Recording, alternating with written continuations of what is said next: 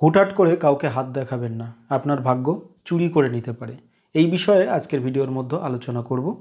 একজন আমাকে হোয়াটসঅ্যাপে লিখেছে যে একজনকে হাত দেখিয়েছিল, তারপর থেকে তার হাতের মধ্যে তিল এসছে। তো এটা কেন হয়েছে?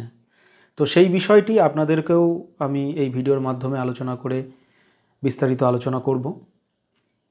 অনেক সময় অনেকে অনেক রকম বিদ্যা জানে, দেখা গেল তার কোনো গ্রহ খারাপ আছে বা কোনো গ্রহে সমস্যা আছে, তিনি অন্যের গ্রহ থেকে তার গ্রহ ঠিক করতে পারে।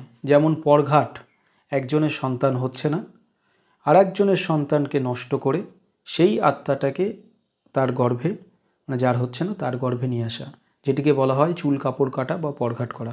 এই বিদ্যাগুলি কিন্তু এরকম ধরনের। তেমনি ভাগ্য পরিবর্তন করতে গিয়ে অন্যের ভাগ্য তন্ত্র দ্বারা নষ্ট করে নিজের ভাগ্যকে তৈরি করা।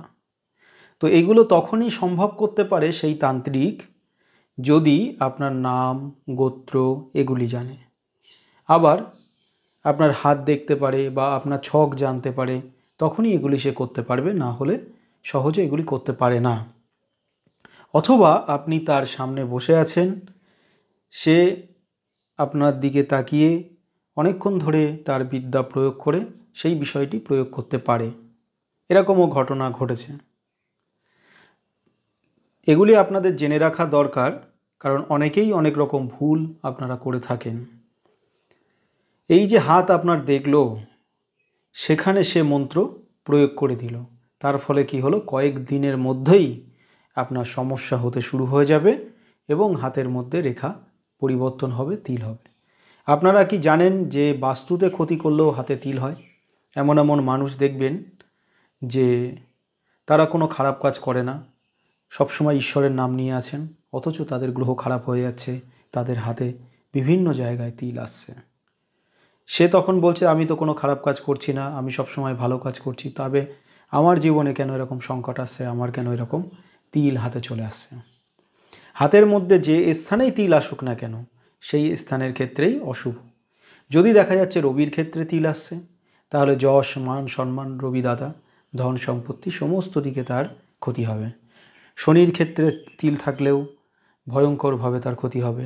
বৃহস্পতির ক্ষেত্রে তিল থাকলে গুরুর স্থান, কোনো কর্মে সফলতা হবে না, 1 টাকা ইনকাম করলে 10 টাকা ক্ষতি হবে। গুরুর আশীর্বাদ তার মাথার ওপর থেকে চলে যাবে, দুর্নাম বদনাম নিতে হবে, জীবনটা তার দুর্বিষহ হয়ে উঠবে।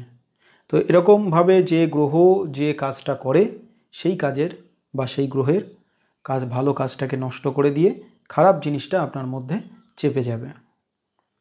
তাই যখনই হাত দেখাবেন, কাউকেই হাত দেখাবেন, সেটা বুঝে শুনে হাত দেখাবেন। যখন তখন হুটহাট করে যে কোনো মানুষকে হাত দেখাতে যাবেন না, তাতে আপনার ভাগ্য চুরি হয়ে যেতে পারে, আপনার ক্ষতি হয়ে যেতে পারে। এই বিষয়ে অনেকেরই ধারণা নেই।